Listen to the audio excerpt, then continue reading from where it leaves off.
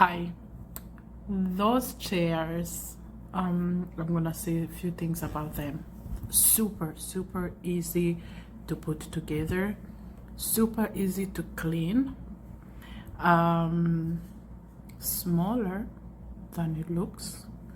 Oh, those pillows, they keep falling. Those little pillows on the side, they keep falling. Okay. Not a chair that I would put in like a busy home, but the quality looks good, and I just like that it's easy to clean. But it's like a student, like a university student kind of chairs, or extra chairs that you don't really need to use that much. The handle where you can put your drinks, that's a good find. And also they are comfortable to sleep on, and you get actually enough room. So all of these little fun things came hidden in here,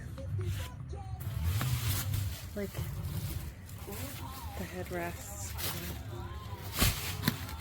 and the other parts. They came packaged. So I'm wondering, will this be a place where I could put what?